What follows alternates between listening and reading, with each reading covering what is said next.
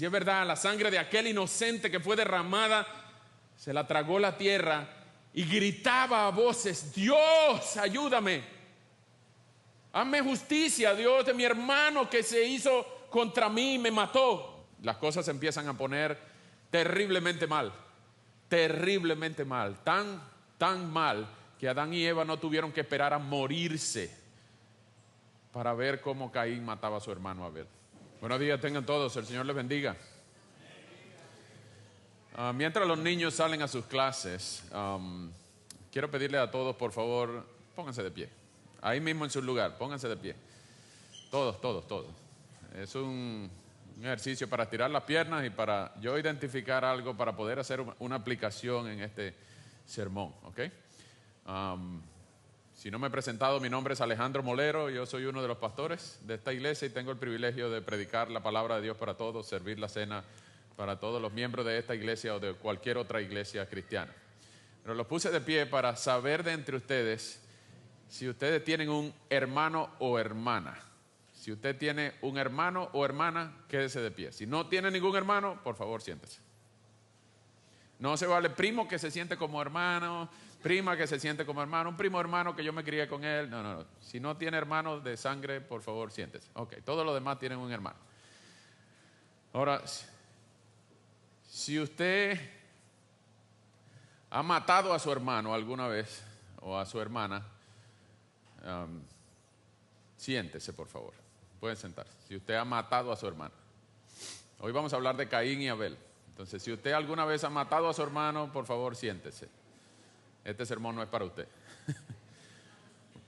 Si usted ha querido matar a su hermano o a su hermana, ahora puede sentarse. ¿Alguna vez ha querido matarlo, agarrarlo por el cuello? Ok. Los que están de pie seguro tienen una buena relación con su hermano, lo extrañan mucho y nunca han peleado como hermano y hermana. Pueden sentarse también, por favor.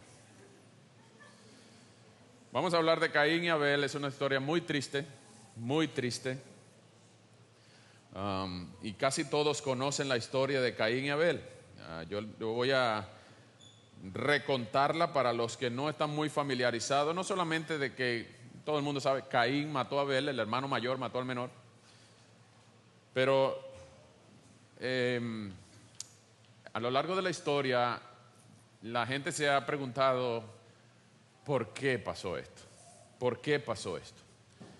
Y la verdad que en la historia del Antiguo Testamento, el por qué no está claro.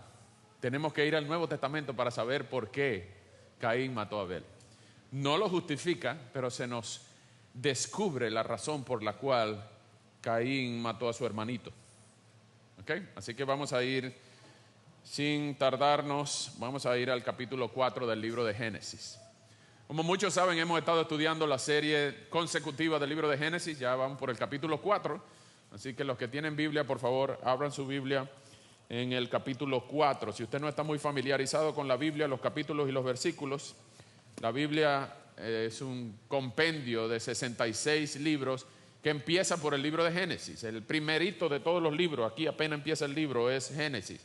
Y tiene los numeritos grandes, que son los capítulos, y los numeritos chiquitos, que son los versículos. Así que hoy vamos a leer el libro de Génesis, numerito grande 4, numerito chiquito del 1 al 16. Vamos a leer Génesis 4 del 1 al 16. Permítame comenzar desde el 3:20 para tener un poco de contexto y saber quién es Adán, quién es Eva y por qué tuvieron un hijo.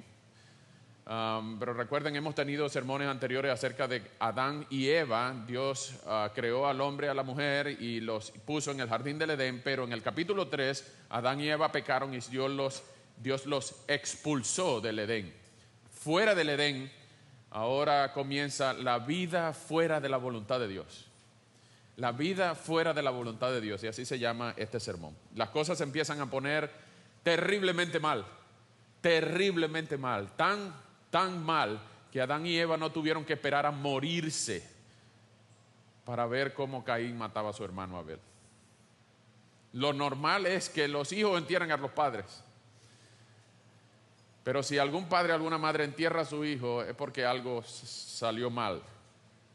No era así como Dios lo quería. Y vamos a leer desde el 3:20 hasta el 4:16. Repito, Génesis 3:20 al 4:16.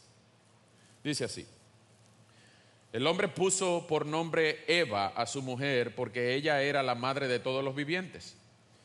El Señor Dios hizo vestiduras de piel para Adán y su mujer y los vistió. Entonces el Señor Dios dijo: ahora el hombre ha venido a ser como uno de nosotros, conociendo ellos el bien y el mal.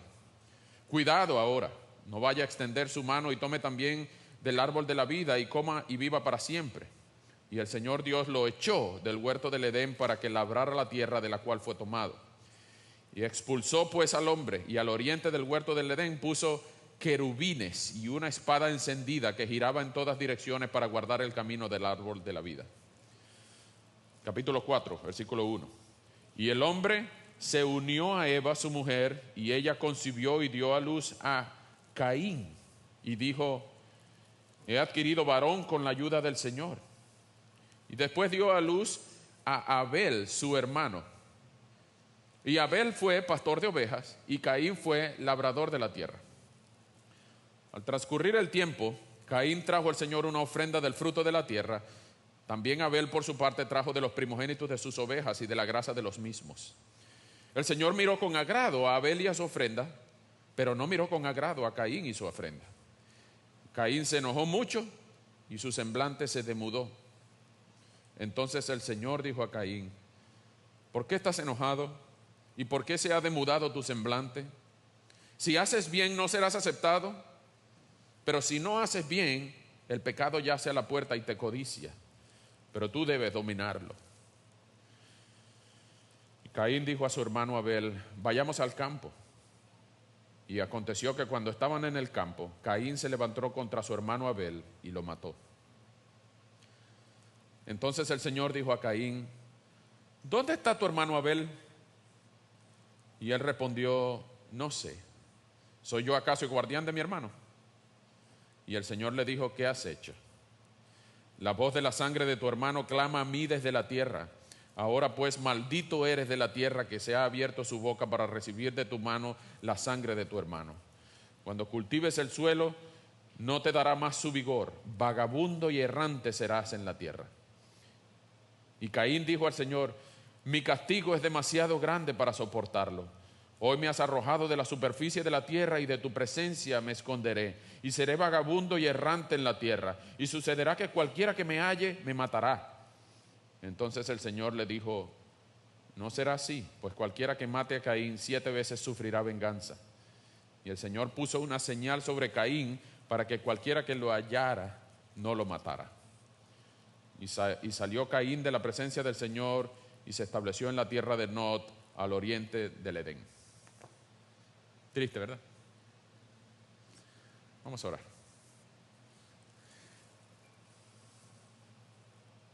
Señor, rogamos tu ayuda en esta hora al leer un episodio tan triste donde su hermano mata a su hermanito, donde papá y mamá presencian la muerte de uno de sus hijos.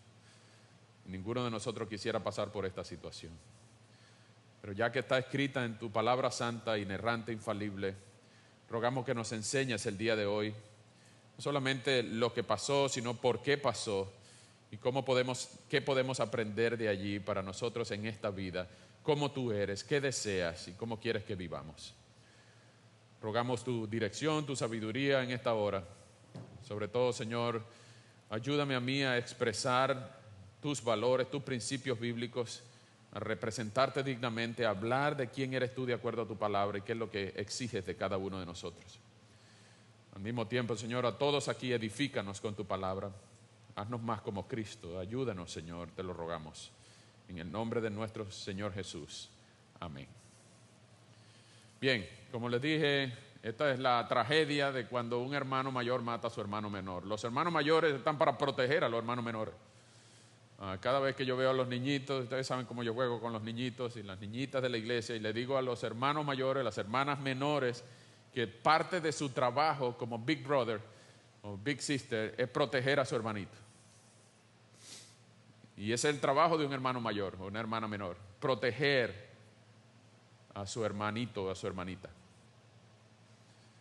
porque nació primero, tiene más fuerza, tiene más experiencia, sabe un poquito más que el menor, y la idea es que lo proteja. Los que tienen hermanos mayores saben que los hermanos mayores normalmente hacen eso. Si usted es el hermano mayor, el primogénito de su familia, sabe que su rol es proteger a sus hermanitos. En ausencia de papá, en ausencia de mamá, tú eres el hombre de la casa, el hombrecito de la casa, la mujercita de la casa. Así tengas 8 años, tú eres la figura de protección y así debe ser. No siempre pasa así. Algunas veces los hermanos mayores son más revoltosos que los menores. Normalmente los psicólogos hablan de la teoría del sándwich. Cuando hay tercero, el segundo es el revoltoso.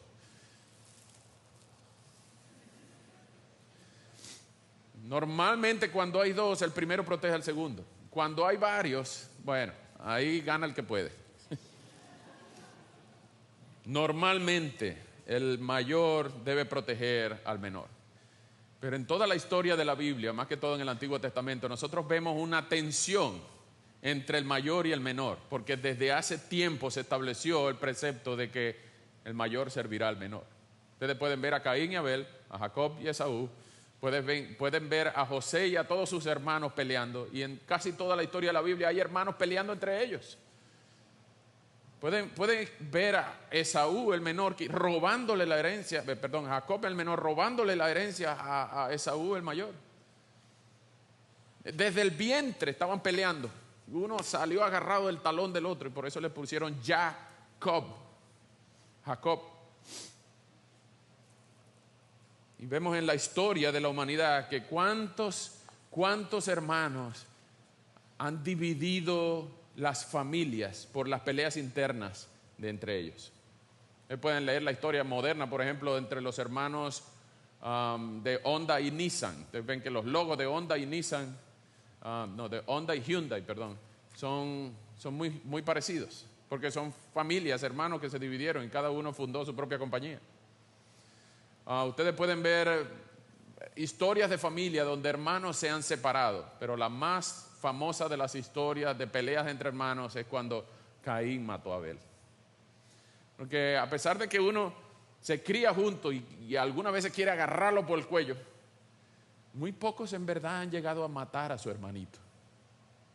Esa es una medida extrema que es condenada no solamente por Dios sino también por toda la sociedad.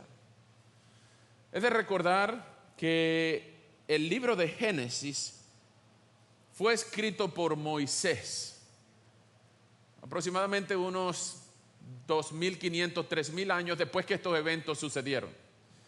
Moisés escribió el Génesis aproximadamente en 1500, 1550 antes de Cristo. Pero los eventos que Moisés narra habían sucedido mucho antes de que Moisés naciera. Por eso es importante que entendamos que hay detalles aquí que no están completos. Por ejemplo, en el capítulo 3 nosotros veíamos que en el versículo 15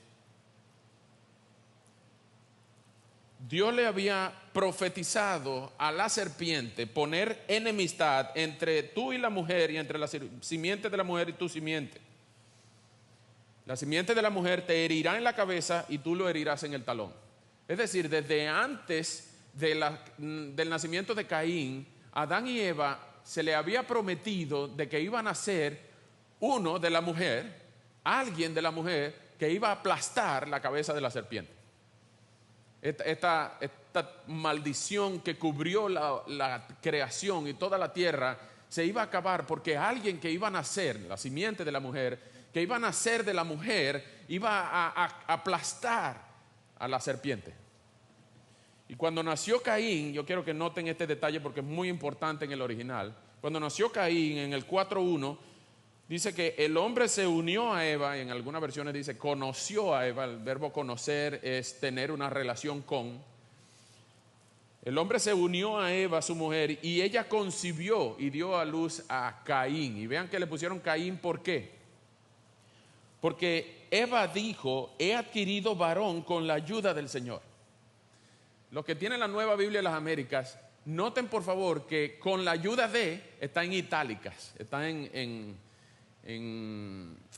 ¿cómo ¿cómo se dice eso? Cursivas.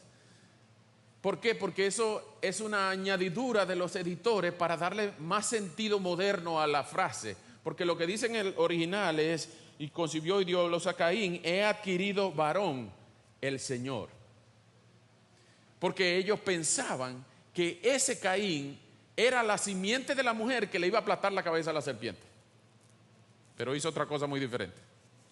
Le aplastó la cabeza al hermanito. Entonces ya se dieron cuenta, no, este no es el que estábamos esperando. Otro detalle muy importante en el texto es que no hay transcurrir del tiempo entre el versículo 4.1 y el 4.2.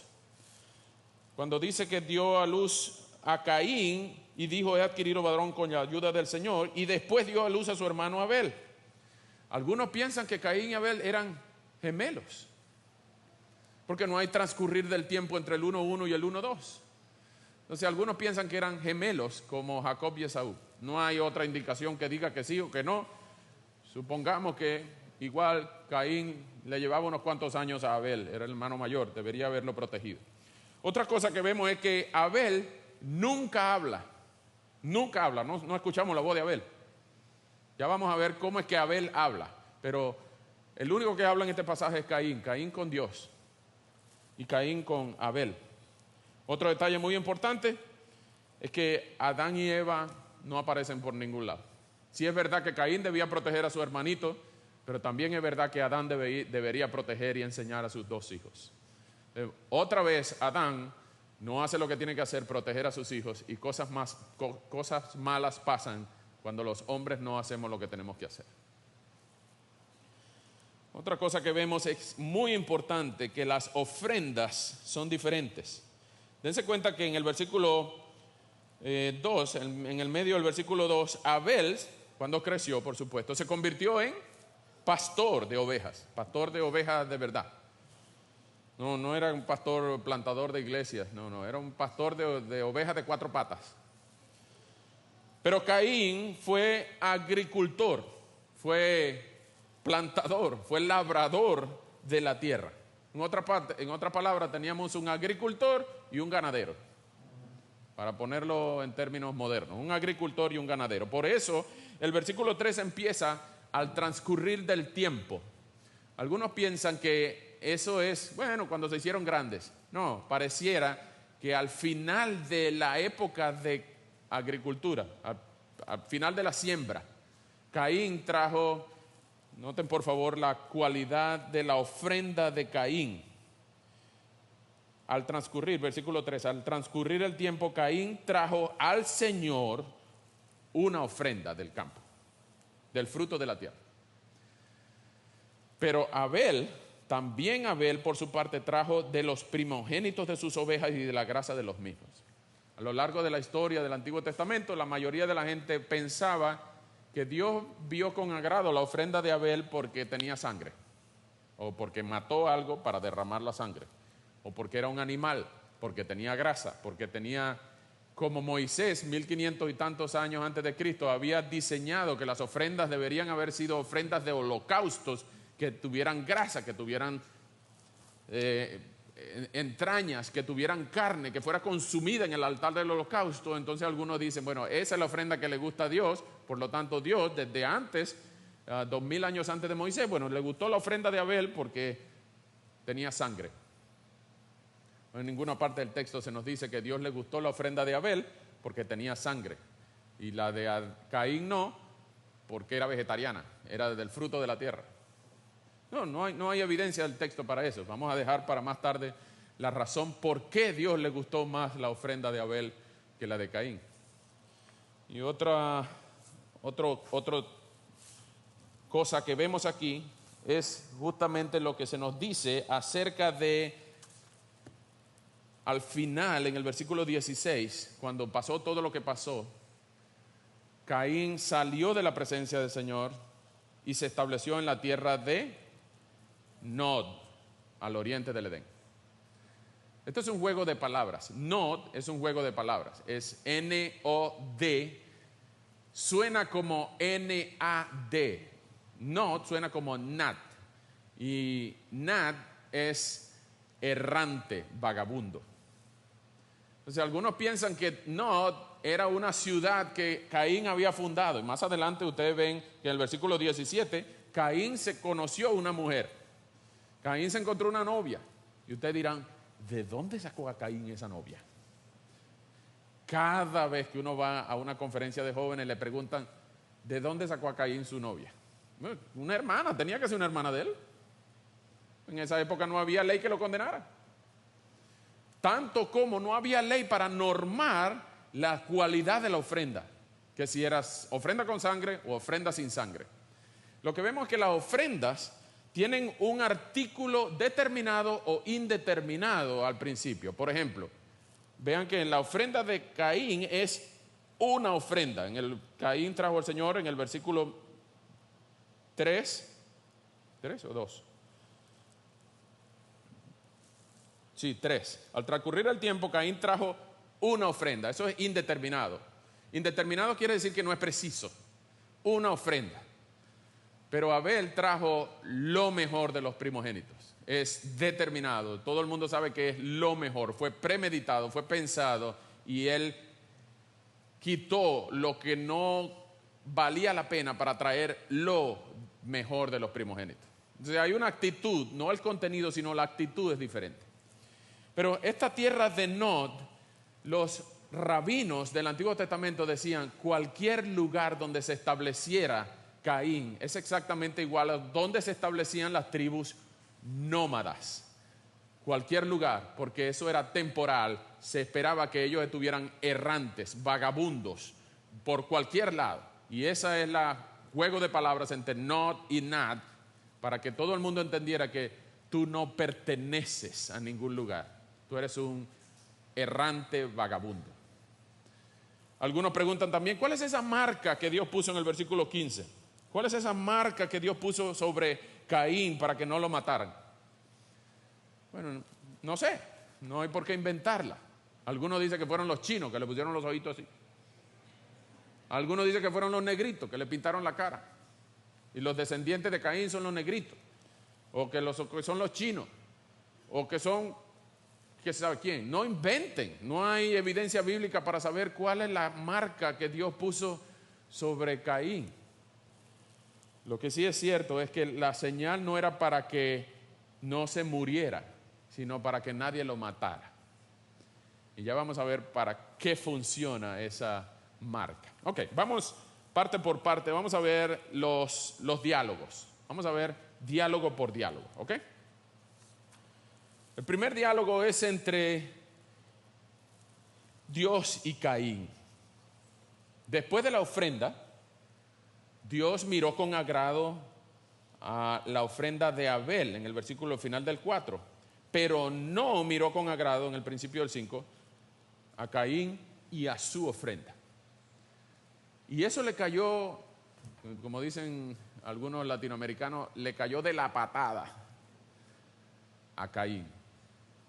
Y yo me imagino a Caín, de alguna manera él se enteró que a Dios le gustó la ofrenda de su hermanito, pero no le gustó la de él.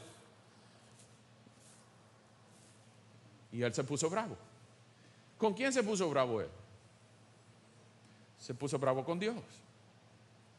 Dice el 6, el final del 5, perdón, Caín se enojó mucho. Se puso bravísimo. ¿Y con quién? ¿Por qué no se puso bravo con su hermanito? Ay, ¿por qué tú me robaste de lo que yo traía? Tú me quitaste la idea. Copión. Y usted sabe cómo pelean los hermanos por cualquier cosa. Pero debió haberse puesto bravo, o no debió haberse puesto bravo. Pero si se iba a poner bravo, ahora tenía que ponerse bravo con su hermano. Pero la verdad es que el texto enseña que fue bravo con Dios. Se puso bravo con Dios por haber escogido unilateralmente la ofrenda de su hermano y no la de él. Y empieza el diálogo. Y esto es el primer punto. Siempre que hay una tentación, el pecado está a la puerta. El pecado está a la puerta. En el versículo 6.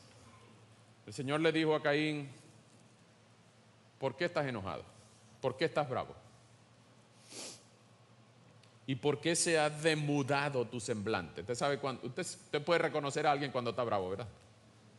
Tiene el ceño fruncido, tiene la trompa así.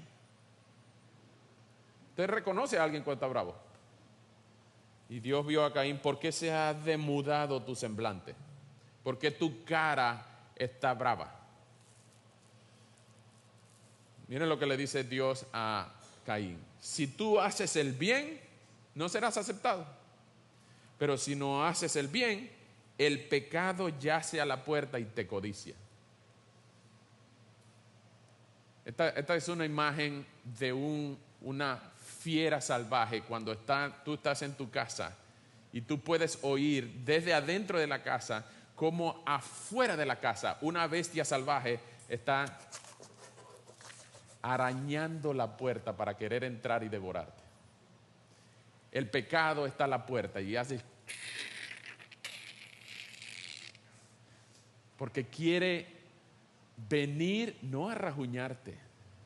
En Pedro se nos dice que el diablo anda como león rugiente buscando a quien devorar, no rajuñar. El diablo no te anda diciendo para hacerte cosquillita, cosquillita. No, el diablo anda a tu puerta aruñando, tentándote para devorarte y hasta que no te haga morder el polvo de la tierra, humillado y desgraciado y valiendo menos que nada, él no va a dejar de aruñar tu puerta y tentarte como una fiera salvaje. Pero Dios le dice, aunque el pecado esté a la puerta y te codicie, tú debes dominarlo. Porque una cosa es cuando el pecador no ve al pecado venir, no ve la tentación venir. Todos nosotros pecamos y los creyentes deberíamos pecar. Cuando amamos al Señor deberíamos pecar por accidente. Podemos pecar, pero por accidente.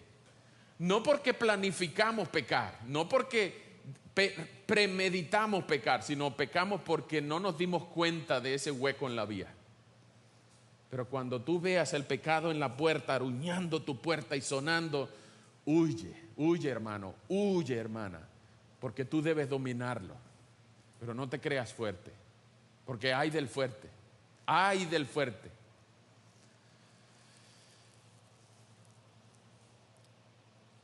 Y esa conversación de Dios con Caín termina allí. Cuidado, cuidado Caín, cuidado. Cuidado con el ataque de ira.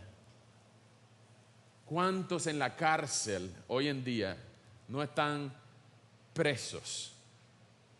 Porque se creían buenas personas, pero en un momento de ira hicieron lo impensable. Un pastor amigo dice que todos nosotros somos santos, conscientes de la tentación y de nuestras debilidades hasta que la tormenta perfecta ocurre. Y bajo una situación de condiciones satánicas, cualquiera de nosotros es capaz de cometer una locura. Cualquiera de nosotros es capaz de cometer una locura. Lo que tú algún día pensaste que ni remotamente lo ibas a hacer, bajo las condiciones satánicas perfectas, tú eres capaz de cometer una locura. Así que no te creas fuerte. El pecado está a la puerta, arañando tu puerta, pero no te creas fuerte. Tú debes dominarlo. Y en otros textos de la Escritura, el Señor mismo nos enseña a huir en medio de la tentación. Huir. ¿Te acuerdan aquel pasaje de José cuando la exhibicionista mujer de Potifar se lo quería desayunar? ¿Y qué hizo José? Se puso a negociar con ella. Dice, mira, por favor, ¿cómo le haré yo este mal a mi señor? Si mi señor Potifar me dio todo menos a su mujer. Y se puso a negociar con ella diplomáticamente. No, huye de ahí, marca la milla. Y si tienes que dejarle la ropa en la mano, déjale la ropa en la mano. Pero no te pongas a negociar con el pecado, porque lo más probable es que tú te pongas a negociar con el pecado, entonces tú termines perdiendo. Es mejor decir de aquí corrió que aquí quedó. Y por eso tú debes dominar. Cuando venga la tentación, tú no estás obligado a caer, pero tú eres responsable si caes. Así que cuando tú veas el pecado, la tentación arañando tu puerta, cuidado, cuidado. Porque ya en ese momento Caín estaba bravo. Y nosotros podemos ponernos bravos, pero cuidado, aírense, pero no pequen. En Efesios se nos enseña. En el versículo 8 empieza la segunda escena. Ya vemos las ofrendas, luego vemos la conversación de Dios con Caín y ahora vemos la tercera escena. La escena del asesinato. Caín llamó a su hermanito y le dijo: hermanito, vamos al campo. Y ahí pasó lo que pasó. Caín, el versículo 8, dijo a su hermano Abel: vayamos al campo. Y yo me imagino cuántas veces el hermano mayor pudo haberle dicho en toda su vida a su hermanito: vayamos al campo, pero a jugar. Vamos a jugar béisbol, vamos a jugar fútbol, vamos a volar una cometa, ¿cómo llaman ustedes? Una cometa, un papagayo, una cosita de esa que con un hilo y se la lleva el viento. ¿Cuántas veces el hermano mayor pudo haberle dicho a su hermanito: hey, vamos a jugar al campo, vamos al campo? Y el hermanito menor, muy emocionado, queriendo toda su vida pasar jugando con su hermano mayor, siempre dijo: sí, vamos, saltando, vamos. Yo nunca voy a decir que no cuando el hermano mayor llama. Pero esa vez no fue para jugar. Y aconteció que cuando estaban en el campo, Caín se levantó contra su hermano Abel y lo mató. No hay evidencia de cómo fue que lo mató. Lo que pasó fue que lo mató. No sabemos si fue que le dio con una piedra, con un palo o lo empujó para un barranco. Lo cierto es que la sangre de Abel se desparramó, se regó por toda la tierra, por lo que Dios dice después, en el versículo 11. La tierra se tragó la sangre de Abel. Y esta es una evidencia, hermanos, de que lo que pasó en el capítulo anterior, en el capítulo 3, ahora es una realidad para toda la humanidad. Dios le dijo a Adán y Eva que todos sus descendientes iban a llevar el pecado de ellos. Dios maldijo la tierra por causa del pecado de Adán. Y ahora, de ahora en adelante, los hijos de Adán y Eva, todos iban a ser pecadores, incluyéndonos a ti y a mí. Entonces, no hay un hijo de Adán y Eva que no sea pecador. Poniéndolo un poco más grave, no hay un hijo de Adán y Eva que no tenga el potencial, bajo la tormenta perfecta de condiciones satánicas, para que tú o yo o cualquiera de los hijos de Adán y Eva no pueda hacer lo mismo que hizo Caín. Tú te crees muy bueno, yo me creo muy santo, pero cualquiera de nosotros puede cometer una locura bajo las condiciones satánicas perfectas. Y ahí quedó Abel, con la sangre muerta, con la sangre desparramada. Y a Caín seguramente se le salió de las manos esta situación. Fue premeditado el asesinato, pero lo peor viene después. Cuando en el versículo 9, la cuarta escena, el Señor le dijo a Caín: ¿dónde está tu hermano Abel? ¿Dónde está tu hermanito? Salieron los dos al campo. ¿Por qué estás tú solo? ¿Qué tienes en las manos? Y aquí viene Caín a tratar de mentirle a Dios, a tratar de encubrir sus manos ensangrentadas, a tratar de justificarse y tapar lo que hizo, como que si él pudiera mentirle a Dios. Noten las palabras. Todavía te notan que en el 6 Caín estaba bravo, en el 8 Caín estaba súper bravo y en el 9 Caín está ahora tratando de justificarse. Y él dice: ¿dónde está tu hermano? Le pregunta a Dios y él dice, como dicen los adolescentes, whatever, no sé. Vean esta pregunta tan estúpida. ¿Acaso soy yo guardián de mi hermano? ¿Qué tú le hubieras respondido si fueras Dios? Sí, por supuesto que tú eres guardián de tu hermano. Tú eres el hermano mayor. ¿Soy yo acaso guardián de mi hermano? Eso tiene una parte que dijo y una parte que no dijo. Normalmente cuando usted le haga una pregunta, usted puede responder retóricamente. Porque no es solamente una cosa que dijo, sino una cosa que quiso decir. Cuando él dijo, no sé, ¿acaso soy yo guardián de mi hermano? Él no está diciendo, bueno, no sé, él debe estar jugando por ahí, yo No sé. Tú sabes, los muchachos chiquitos son de esa manera. Ellos se pierden a veces. Y tanto monte que hay por aquí. No. Porque en la historia de Israel se conoce a Jehová como el guardador de Israel. En el Salmo 121 se dice que alzaré mis ojos a los montes, ¿de dónde vendrá mi socorro? Mi socorro viene de Jehová, que hizo los cielos de la tierra. Jehová es mi guardador. Entonces lo que Caín no le dijo a Dios es, ¿por qué no lo guardas tú? Que tú eres su guardador, yo no soy su guardador, debería guardarlo tú, que tú eres el Dios de nosotros. ¿No te gustó más la ofrenda de él, pues? Cuídalo. Si tanto eres su guardador, guárdalo tú. ¿Acaso soy yo el que lo tiene que guardar? Caín se atreve a gritarle a Dios y a ponerle el puño en la cara a Dios. Y es malo este Caín. Nosotros lo conocemos no solamente por malo, sino por desafiante a la autoridad, a la majestad y a la santidad de Dios. Ya vamos a ver que la reacción de Dios no es lo que ninguno de nosotros podría esperar. Cuando Caín le pregunta a Dios, ¿acaso soy yo guardián de mi hermano? Versículo 10, el Señor le responde, ¿qué hiciste, Caín?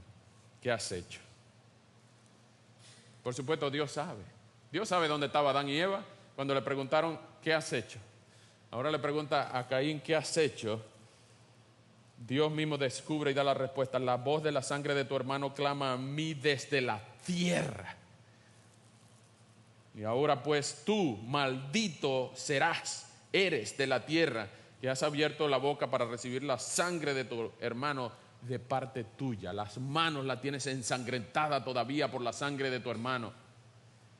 ¿Me vas a decir que no sabes? Cuando tú cultives el suelo, no te dará más su vigor y vagabundo y errante serás en la tierra. Esta es una maldición y era primera vez que un ser humano era maldito de esa manera. Adán y Eva fueron de otra manera, con dolores y con el sudor de la frente que se iba a trabajar la tierra. Pero era primera vez que un ser humano, en este caso Caín, era maldito. Y estaba recibiendo una maldición en su propio cuerpo. Tanto así que en los versículos siguientes, Dios le pone una marca sobre su cabeza para que cualquiera que lo encuentre no lo mate. Pero esta es la reacción de Dios que ninguno de nosotros esperaba. Porque si Caín se hubiera arrepentido diciendo, sí es verdad, Señor, perdóname, yo estaba bravo y lo maté, perdóname, yo no quise hacerlo, se me salió de control la situación, me airé y lo empujé por el barranco, perdóname, Señor. Si Caín se hubiera arrepentido, otra hubiese sido la historia. Pero Caín no se arrepintió. Más bien ahora el bravo, super envalentonado asesino, ahora pide misericordia. Es lo que dice en el versículo 13. Y Caín dijo al Señor, esta es la quinta escena. Caín dijo al Señor, ay, mi castigo es demasiado grande para soportarlo. Ay, pobrecito de mí. Ay, no seas tan malo conmigo, Dios. Ahora va a pedir cacao. Ahora no solamente me has arrojado de aquí de la tierra, sino que ya no estaré en tu presencia y me voy a tener que esconder para que nadie me mate. Ay de mí. Si es verdad, yo maté a uno, pero yo no quiero que me maten a mí. ¿Notan lo que está haciendo Caín ahora? Ahora el bravo envalentonado, ahora es cobarde. Y eso le pasa a muchos que son machos. Después empiezan a llorar como unas niñas, pidiendo misericordia. ¿Ustedes no han visto a ladrones y asesinos cuando tienen la espada en el cuello llorar como una Magdalena? Pidiendo misericordia. Ay, está bien, no lo vuelvo a hacer. Pero la reacción de Dios es protegerlo. Dios hubiese podido extinguirlo ahí mismo. Y lo hubiera extinguido así con un solo dedo. Pero Dios lo protege en el versículo 15 diciendo, no será así. Cualquiera que mate a Caín 7 veces sufrirá venganza. Y eso es la advertencia que tenía Caín sobre sí. El Señor puso una señal sobre Caín para que cualquiera que lo hallara no lo matara. Pero lo peor, que el castigo no era la marca, no era estar errante, no era estar vagabundo, no era vivir para siempre maldito. El peor de los castigos para Caín era salir de la presencia de Dios. Porque vivir lejos de la presencia de Dios es el peor castigo que puede tener un ser humano. Vivir fuera de la voluntad de Dios. Fuera de la voluntad de Dios. Eso es territorio sin ley. Cualquier cosa mala puede pasar fuera de la voluntad de Dios. Y ninguno de nosotros quiere vivir fuera de la voluntad de Dios. Pero ¿cómo tú puedes saber cuál es la voluntad de Dios? Bueno, en 1 Tesalonicenses 4:13 nos enseña que la voluntad de Dios es todo lo que produzca tu santificación. Todo lo que te ayude a ser más como Cristo, a venir a los pies de Cristo, todo lo que te ayude a apartarte de la pecaminosidad, del pecado, todo lo que procure tu santidad, esa es la voluntad de Dios para tu vida. Y siempre la voluntad de Dios es buena, agradable y perfecta. Buena, agradable y perfecta. En Filipenses 4 se nos enseña que todo lo justo, todo lo puro, todo lo santo, todo lo que tiene buen nombre, todo lo que es digno de alabanza, en eso es lo que nosotros debemos andar. Así que la vida dentro de la voluntad de Dios es un gozo eterno. Pero la vida fuera de la voluntad de Dios, aunque tenga chispas de gozo temporal, es una tragedia eterna que tú estés viviendo fuera de la voluntad de Dios. Pregunto, ¿tú estás dentro de la voluntad de Dios o fuera de la voluntad de Dios? ¿Tú estás viviendo para Dios o estás viviendo para ti? ¿Tú estás viviendo contigo como el Señor de tu vida o tú estás viviendo con Cristo como el Señor de tu vida? Por último, hermanos, las aplicaciones son muchas en este texto. Muchas. Pero ahora vamos a hablar de la razón por la cual Abel dio una mejor ofrenda que su hermano mayor Caín. ¿Por qué? Bueno, porque Caín era malo y Abel era bueno. En términos bíblicos no hay ninguno bueno, pero en términos teológicos Abel era justo. Era a través de Abel que iba a venir la descendencia de la simiente de la mujer. Pero no, como Caín mató a Abel, entonces Dios no quiso mandar la simiente de la mujer a través de Caín, sino que tuvo que tener a Set, un sustituto. Es lo que está en los versículos 4:25, donde se dice que Adán y Eva concibieron otra vez un tercer hijo que se llamaba Set. ¿Por qué? Porque es un sustituto. Dios me ha dado otro hijo en lugar de Abel, porque era a través de Abel, el justo, a través de quien vendría la simiente de la mujer que aplastaría la cabeza de la serpiente. Entonces Dios tuvo que no rendir sus planes a Caín, sino que ahora vino un sustituto. Y esa es la teología de la sustitución penal de Cristo sobre nosotros. Cristo nos sustituyó en la cruz. Y hoy nosotros celebramos que Cristo pagó por todos aquellos que creen en Él, pagó todos sus pecados. Y no hay ni un pecado que le debamos a Dios porque Cristo en la cruz los pagó todos. Cristo fue nuestro Set. Que Cristo fue el otro hijo de Dios que pagó por nosotros. Y eso es muy importante, la teología de la sustitución, que entendamos. ¿Por qué? Porque en Hebreos se nos dice algo, que vengan conmigo por favor y conecten este pasaje de 4:1 al 16 con Hebreos 11. En la lista de los héroes de la fe, donde se nos dice la definición de la fe, que es pues la fe, la certeza de lo que se cree y la convicción de lo que no se ve. El versículo 4 se nos dice que por la fe Abel ofreció a Dios un sacrificio más aceptable que el de Caín. Abel ofreció un sacrificio más aceptable que el de Caín. Y por eso, esa es la razón, y por eso fue reconocido como un hombre justo. Y Dios aceptó con agrado sus ofrendas. Y aunque Abel está muerto, todavía habla por medio de su fe. Es decir, que en aquella forma primitiva del capítulo 4 de Génesis, Abel tuvo fe para creer que Dios era su Señor. Y por eso le dio lo mejor que él tenía, de los primogénitos, de la grasa, de las entrañas, el mejor cordero que él tenía. No sé si era un chivo, no sé si era un cordero, no sé si era un caballo, un camello. Era pastor de ovejas y seguro podía dar ovejas, pero dio una ofrenda que tenía que ser matada y su sangre derramada para darle lo mejor a su Dios, que por fe él tenía para complacer a su Dios. Notan que por eso Dios le regaló a Abel una fe para dar buenas ofrendas, para dar una ofrenda, un sacrificio más aceptable que el de Caín. Caín no mató nada. Caín lo que hizo fue arrancar 3, 4 mangos y 5 naranjas de por aquí y por allá. Pero el sacrificio más aceptable de Abel fue porque Dios le había regalado la fe para creer, y por eso fue reconocido como un hombre justo. Es decir, de Abel podemos entender nosotros que aún antes de la ley había fe, aún antes de la ley había elegidos, aún antes de la ley la gente sabía cómo relacionarse con Dios, aún antes de la ley la gente podía entender que Dios exigía de nosotros lo mejor. Y la calidad de tu ofrenda implica la calidad de tu fe.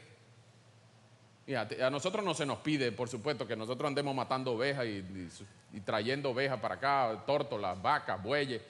No, pero nosotros podemos dar ofrenda de lo que nosotros producimos. Nosotros no somos pastores de ovejas ni labradores del campo, pero más bien somos maestros, ingenieros, doctores, profesores, choferes. Nosotros lo que hacemos es ganar dinero. Nosotros no ganamos ovejas. Y a nosotros no se nos exige que tengas que poner cierta cantidad en este cuadrito, en aquellos cuadritos, en aquellas cajitas. Pero ¿cómo está tu ofrenda con el Señor? Si pusieran de lado a lado la ofrenda de Abel, de Caín y la tuya, ¿cuál Dios vería con agrado? Si pusieran el reporte de tus ofrendas del año, no necesariamente las ofrendas en dinero, en metálico, sino cómo está tu relación con Dios y tu relación con tus posesiones materiales. ¿Tú amas más a Dios por lo que te ha dado o amas más a lo que Dios te ha dado que a Dios? La calidad de nuestras ofrendas es lo que hace ver qué tan importante es Dios para ti. ¿Tú amas más a tu familia, a tu hijo, tu carro, tu trabajo, tu dinero, que al Dios que te dio todo eso? Primera de Juan, el Señor nos dice, capítulo 3, versículo 11, Primera de Juan 3, 11. Este es el mensaje que ustedes han oído desde el principio, que nos amemos unos a otros, no como Caín, que era del maligno y mató a su hermano. ¿Y por qué causa lo mató? Porque sus obras eran malas y la de sus hermanos, la de su hermano justas. Entonces, Caín era malo, pero no es que Abel era inocente, él era también hijo de Adán y Eva y era pecador, pero entendió que necesitaba poner su fe en Dios para darle buenas ofrendas, porque Dios le había dado todo lo que Abel necesitaba, incluso un hermano mayor. Y ahora Abel no tenía problema en dejar de segundo todo lo demás, incluso los primogénitos, para amar al Dios que le había regalado la fe para creer. ¿Cómo está tu fe hoy? ¿Está como la de Caín o está como la de Abel? ¿Tus obras son malas o tus obras son buenas? ¿Tú estás orgulloso de tus ofrendas por el Dios que te ha regalado la fe? ¿O tú estás aferrado a lo que Dios te dio y no quieres compartirlo con nadie? ¿Eres tú guardián de tu hermano? Sí, tú eres guardián de tu hermano. Por eso Primera de Juan se nos dice, debemos amarnos los unos a los otros. Es el deseo de Dios que todos nosotros como hermanos nos amemos. En esta iglesia tenemos un compromiso de membresía. Y en ese compromiso de membresía, cada uno de nosotros promete 9 cosas al hacerse miembro de esta iglesia. 9, no muchas, pero este es el deseo de llevarnos bien entre nosotros, porque nosotros los miembros, los 84 miembros de esta iglesia, hemos entendido que yo soy guardián de mi hermano. Yo soy guardián de mi hermano. Y hemos entendido que nos tenemos que comprometer entre unos a nosotros a cuidarnos. Cuidado cuando el pecado está a la puerta y te domina, te desea, te codicia. Cuidado, el pecado está tocando tu puerta. Pero todos nosotros podemos leer en nuestro compromiso: nos alegraremos en la felicidad del otro y nos esforzaremos en soportar con ternura y simpatía las cargas y las tristezas de los demás. ¿No te gustaría que tú tuvieras 83 otros hermanitos que se alegraran contigo cuando a ti te pasa algo bueno? ¿No te gustaría recibir otros 83 abrazos cuando tu vida se vuelva de cuadritos? ¿No te gustaría que alguien estuviera pendiente de cómo tú estás amando a Dios cuando el pecado está arañando las ventanas y las puertas de tu casa, y que venga alguno de esos 83 otro hermanito para espantar el pecado cuando venga a visitarte? Porque hemos entendido que todos nosotros somos guardianes de nuestros propios hermanos. De parte de Dios, Dios nos ha puesto uno al lado del otro para cuidarnos.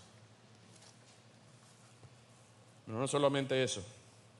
Algunos, dice Judas 1:11, algunos han seguido el camino de Caín y por ganar dinero se lanzaron al error de Balaán y perecieron en la rebelión de Coré.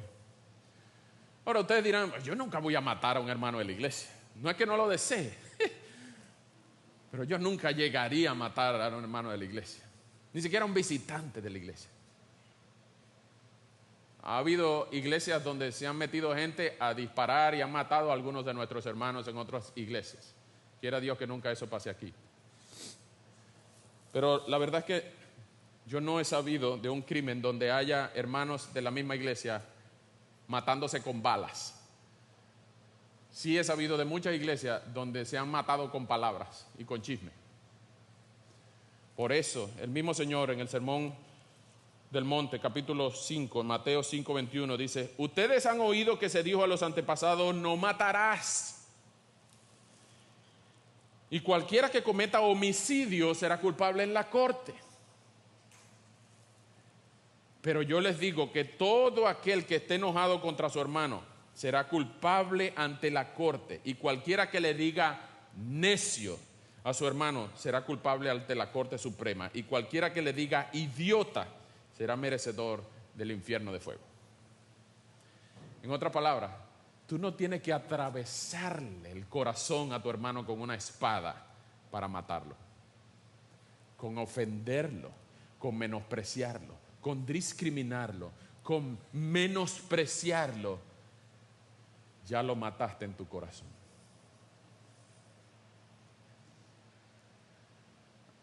Así que nosotros debemos evitar a toda costa esto. Cuando alguno de nosotros quiera chismear de algún hermano de la iglesia o de alguna otra persona, sobre todo de algún hermano en Cristo, cualquiera que sea, cuidado, Caín. El pecado está a la puerta y quiere dominarte, te codicia. Cuidado, cuando tú quieras no levantar una piedra para aplastarle la cabeza, cuidado cuando tus palabras ligeras hieran y menosprecien y malpongan al hermano que no puede defenderse. Porque lo que estás haciendo es exactamente lo mismo que tú criticarías de Caín. Estás asesinando en tu mente a tu hermano. Cuidado, Caín. No dejes que un ataque de ira te haga pecar contra el Dios de los cielos al decir, ¿por qué no guardas a este idiota? Porque no es contra tu hermano con quien pecas al ofenderlo a él, es contra el Dios de los cielos que también dio su vida por él y por ti. Cuidado, Caín, cuidado. Y por último, hermanos, y esto es lo más importante de este mensaje, vengan conmigo por favor a Hebreos capítulo 12. Ya vimos que la sangre de Abel habla. Vieron que en Hebreos 11 la sangre de Abel habla. Abel nunca habló, pero su sangre habla por él. Su sangre habla por él. Un hermanito chiquito, la verdad que no sabemos cuánta edad, cuántos años tenía Abel, ni mucho menos sabemos cuánta edad tenía Caín cuando lo mató. Pero lo cierto es que Abel nunca pronunció palabras que fueron registradas en la Biblia, pero su sangre en la tierra sí habla por él y todavía sigue hablando. Hebreos 12. Vamos a leer 22 al 24. Ustedes, en cambio, ustedes se han acercado al monte de Sión y a la ciudad del Dios vivo, la Jerusalén celestial, y a miríadas de ángeles, a la asamblea general e iglesia de los primogénitos que están inscritos en los cielos, y a Dios, el juez de todos, y a los espíritus de los justos hechos ya perfectos. 24, Hebreos 12, 24. Y a Jesús, el mediador del nuevo pacto, y a la sangre rociada que habla mejor que la sangre de Abel. Y si es verdad, la sangre de aquel inocente que fue derramada, se la tragó la tierra y gritaba a voces: Dios, ayúdame. Hazme justicia, Dios, de mi hermano que se hizo contra mí y me mató. Pero aquella sangre y el volumen de la sangre y de la necesidad y de la desesperación de aquella sangre del justo Abel es nada comparado con los gritos aterradores de la sangre del justo Cristo, de Jesús, el Hijo de Dios, que su sangre rociada fue la sangre del nuevo pacto, en la cual nosotros todos tenemos la esperanza de volver a estar, no con Abel solamente, el justo, sino con el Dios de los cielos, que permite cosas horrorosas como esta, pero también permitió el asesinato horroroso de su hijo, para que esa sangre pudiera no solamente teñir, sino quitar todos tus pecados. Si tú confías en Él y pides perdón por tus pecados, no como a Caín, que quiso esconder su pecado, sino que si tú pides perdón por tus pecados y misericordia por tu alma, Dios no te va a expulsar de su presencia como Caín. Dios te va a abrazar y ven, tú eres perdonado. No importa lo que hayas cometido, puede haber matado a tu mamá, a tu papá, a tus hijos y a todo el mundo, pero si tú confiesas tus pecados, hay perdón en Cristo para todo aquel que viene en arrepentimiento y fe. Dios perdona. En 1 de Juan 1:9 se nos dice que si confesamos nuestros pecados, Dios es fiel y justo para perdonarnos y limpiarnos. Entonces ya a ti no te identifica lo que tú eras, lo que tú hiciste. Ahora a ti te identifica aquel que te limpió y pagó por ti. No es que tú eres inocente ahora. Tú no eres inocente. Tú eres justificado por alguien que pagó tu fianza. Tú has puesto tu fe en Jesucristo para el perdón de tus pecados y la limpieza de tus pecados y de tus maldades. Tú has puesto tu fe en Jesucristo, que derramó su sangre más fuerte que lo que habla la sangre de Abel. Hermanos, pongamos nuestra mirada en Cristo, el autor y consumador de nuestra fe, que fue el hermano mayor que murió por nosotros y no el hermano mayor que mató a su hermanito como Caín y Abel. Es el hermano mayor que dio su vida por todos sus hermanitos menores y no un hermano mayor que mató a su hermanito menor. Así que si tú eres de los hermanitos menores de Cristo, refúgiate en tu hermano mayor, refúgiate en la sangre de tu hermano mayor, refúgiate en el sacrificio que fue su ofrenda ante el Padre para derramar su propia sangre y ponerse como ofrenda y como juez, como sacerdote, como ofrenda y como ofrendante ante el Dios para todos sus hermanitos menores, porque la sangre de Jesucristo el justo nos limpia de todo pecado. Vamos a orar. Señor, muchas gracias por este texto. Lo triste de la tragedia de Caín matando a Abel lo cubre la grandeza de nuestro Señor muriendo por sus hermanitos menores. Y si nosotros venimos a aquel Jesucristo el justo, el mediador del nuevo pacto y de su sangre rociada que habla mejor que la sangre de Abel, nosotros hoy queremos rogar, Señor, que tú mismo edifiques nuestras vidas a la luz de nuestro hermano mayor, nuestro Señor Rey Dios Jesús. Y a pesar de que aquel hermano mayor malo haya matado a su hermanito menor, hoy nosotros como hermanitos menores nos refugiamos en la sangre de nuestro hermano mayor y celebramos en él que podemos estar seguros que nada ni nadie, ni ningún otro Caín, ni ningún otro que se parezca nos podrá separar del amor de Dios que es en Cristo Jesús. Ni la vida, ni la muerte, ni ángeles, ni potestades, ni principados, ni el futuro, ni el porvenir, ni hambre, ni desnudez, ni espada, ni elecciones, ni biopsias, ni enfermedades, ni tragedias, ni accidentes. Nada nos puede separar de tu amor, Señor. Y es a Cristo, nuestro Señor, a quien queremos entregar toda nuestra vida y depender de Él, incluso para cuando el pecado toque nuestra puerta y rasguñe todas las puertas de cada uno de nosotros. Tenemos a otros compañeros de batalla, a otros hermanitos que se alegran en las necesidades, en las alegrías, y se entristecen también en nuestros fracasos. Y también podemos reír con los que ríen y llorar con los que lloran. Te necesitamos, Señor, en esta hora. Y si hay alguien que quiere creer en ti, Señor, enséñale el sacrificio, no de Abel el justo, sino de Cristo nuestro Señor, que pagó por todos nuestros pecados pasados, presentes y futuros. Te rogamos, Señor, que cada uno de nosotros pueda tener esta conciencia de que sí, somos guardianes de nuestros hermanos, pero también hay otros hermanos que también son guardianes nuestros. Así que en el nombre de Jesús rogamos que el cuidado y el amor entre cada uno de nosotros sea un reflejo de aquello que Cristo hizo por nosotros, y que podemos cuidarnos entre nosotros mismos de parte tuya y en nombre tuyo. Muchísimas gracias, Señor. En el nombre de Jesús, nuestro hermano mayor, nuestro guardador, nuestro Señor, Dios y Rey, en su nombre y por sus méritos, te glorificamos y te damos gracias. Amén. Que el Señor les bendiga, hermanos.